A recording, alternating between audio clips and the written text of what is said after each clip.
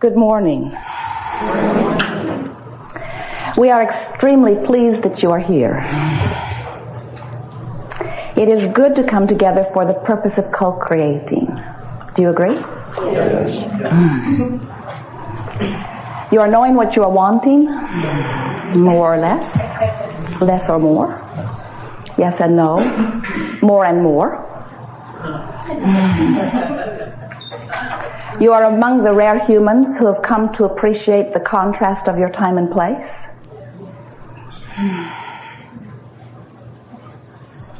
You are enjoying your leading edge perspective. You're taking pleasure in the variety that helps you to focus and decide and determine. Are you beginning to take pleasure in the new desire once it has been formulated within you, even before it manifests physically? Are you beginning to take pleasure from the new desire that is born out of contrast, even before it manifests? Have you come to enjoy the new desire even before it manifests?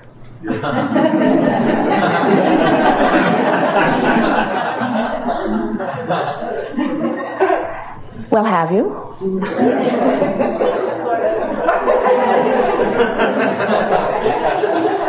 We have not noticed you enjoying that part yet.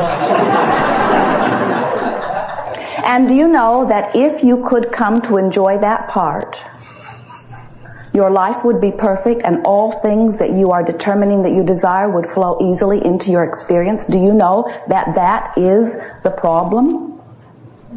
That when you stand in a place that feels incomplete or inadequate, that the things that would complete it or make it adequate can't come because you are vibrationally opposed? Now you know everything that is important. We are done. Now we want to set something straight here as the basis as before we are moving forward, because we are wanting you to remember that there is only a stream of well-being that flows. In other words, we don't want you to get the idea when we say you are the willing, compliant receiver of whatever's happening to you. We don't want you to get the idea that there are bad things being asserted and good things being asserted, and that you are the allower of those bad things that are being asserted or those good things that are being asserted, because that's sort of a screwy way of looking at it. It is the way the human eye often sees it, but it is not accurate to the way the universe that we know to be is. And here's what we mean by this. There is only well-being flowing, which you are allowing or not. And if you can put it into that perspective, everything about this science of deliberate creation becomes easier to you right away. When you say, well, there are bad things that are happening to me, therefore I must be allowing bad things, now you get into this place where so many of you have been practicing for so long that says, I must be aware of bad things and guarded about bad things, and I must watch out for bad things. I must watch out for bad things by trying to guide myself toward good things, and we say, you can't do both at the same time. You can't watch out for bad things and allow good things at the same time. It is vibrationally not possible. So, do you hear this subtle but all-important difference, that when you accept that the good exists in enormous proportion and is flowing toward you in answer to every request that you have ever uttered vibrationally, cellularly, or consciously, and that when you are a vibrational match to the things that you are asking for, then you allow it. If you're not a vibrational match, you are somehow, to some degree, disallowing it. So when you begin to think in terms of, am I letting it in or not? Am I letting it in or not? Never mind what anybody else in all of the universe is doing. The only question that is ever important to you is right here, right now, where all of your power is, because all of your vibrational allowing or not allowing is happening right now. Right now, while you're having all these feelings around it. Right here, right now, am I letting it in or not? Am I letting it in now or not? And to what degree am I letting it in? And your emotions right here, right now, in every moment in time where all of your power is, tell you everything that you are wanting to know about this all-important question of whether you are letting it in right now or not. When you feel passion, you're letting it in. When you feel enthusiasm, you're letting it in. When you feel joy, you're letting it in. Appreciation, you're letting it in. When you feel contentment or satisfaction, you're letting it in. When you feel frustration, you're not letting it in to some degree. When you feel rage, you're really not letting it in. When you feel fear, you're not letting it in, not right now. Now, does that mean in any point in time that you could pinch it all off? No, you can never pinch it all off. But you can pinch it off significantly enough that you don't feel so good. And that's what negative emotion is. Negative emotion is your indicator that you're not letting it in. Those emotions that feel good to you are your indicator that you are. And over time, as you begin to practice these emotions, as you begin to find habits of thoughts, that's what your beliefs are. They're just patterns of thoughts, thoughts that you keep thinking, thoughts that feel familiar, thoughts that you go to often. The thoughts that you most often think that represent the majority of the emotions that you feel are the primary basis of your allowing your well-being or not. And when you finally get that your emotions tell you everything, you see, as you stand here in these physical bodies, you are magnificent extensions of pure positive energy. You are so much more than your physical bodies imply. You are source energy expressing here and now. And to the degree that you allow the fullness of the source energy to flow through you, you thrive, and your world is one of wonderment. You are exhilarated, and you feel the fantastic quality of your experience.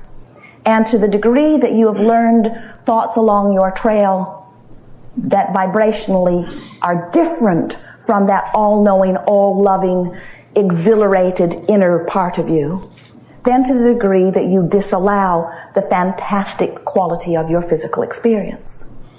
You came into this body intending to have a joyous experience. You did not come to get things done that need to be done. You did not come to compensate for something that was not done before. You did not come to set others straight who have gone astray. You did not come for any reason other than you are a magnificent creator who was looking for an environment that would be stimulating to new idea. Because from your non-physical perspective, you know that when a desire is born, it is always answered in this attraction-based universe. So you knew that anything that would cause you to conclude even a whiff of a desire, that non-physical energy, creative life force, would flood forth instantaneously in response to that focused desire. And you knew, from that broader non-physical perspective, that all you would have to do, once the desire was born and summoning, ask and it is given. It is always true. You ask on a cellular or conscious basis, any asking is always answered. You knew the only question would be, to what degree would you be able to let it in? Now, to put it very simply, you can tell by your mood or attitude what your vibrational content is. So you say, I've been in a bad mood lately. What you're saying is, there's something stuck in my craw that I've been focusing upon more than usual, that I am using as my temporary excuse these days not to allow the well-being that I want and deserve. Only we usually don't hear you say that. We usually hear you say, if they'd be different, I'd feel better. If this was different, I'd feel better. If this was different, I'd feel better. If it were not for that, I would feel better. As we watch you, we know that if you have someone who is truly lovable in your experience, and they're there a lot, being adorable, that they can be influencers to your connection. We know that. Because when you look at something and you feel love when you see it, you're connected to source energy in that moment. And so we understand why you might want the world to be adorable. The problem with that is that you are more different than you know in the things that you define right now as adorable or lovable. And the greatest frustration that we feel from you as individuals or as collective consciousness is about that very topic, because when your happiness depends upon what one other being does, you're in deep doo-doo. Because they cannot hold you as their singular point of consciousness or focus for very long periods of time. And so when you're counting on something outside of you of lining up and behaving before you give yourself permission to hook up with source energy, oh, now it's no wonder you get so tired, because you have so much manipulation. You have so much containment. You have so much enforcement. You have so much that you must control in the environment around you before you can be joyful. Give it up. It has not worked for even one of you, no matter how powerful you think you are in the controlling of others. Oh, it is such a wonderful and simple thing when you discover that your well-being hinges on only one thing. How do I feel right now? And since you have this magnificent variety that you can choose from, it is ever so beneficial when you look out into the sea of contrast and you deliberately look for things that feel good.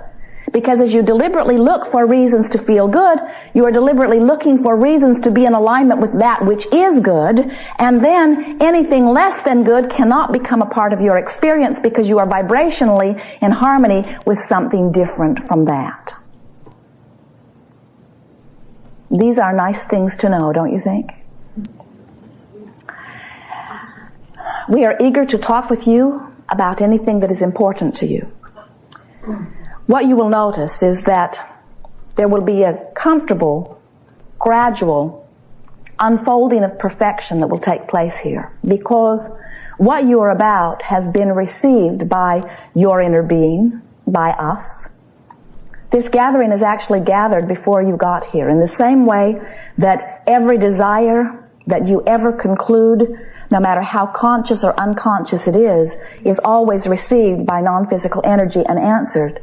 We are aware of everything that you have been living and everything that you are wanting. As you raise your hands and come forward to speak, you will allow all others who are physically and non-physically focused to focus with you in a more concentrated manner. Some of you will hear others articulating your questions in profound and wonderful ways. If we do not call on you immediately, don't worry about it. If we don't call on you at all today, don't worry about it, because everything that you are wanting will be addressed fully.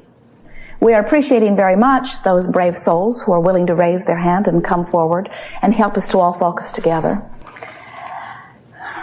Sometimes the desire to speak will not occur to you until later on, and that really is co-creating at its best. Sometimes the perfect part will be inspired to you to take this thought beyond that which it has ever been before. Someone said to us one day, don't you get tired of answering the same questions over and over and over again? And we said, we have never heard the same question twice. You are very unique in the lives that you are living. And where you stand will add uniquely to the whole of all of this.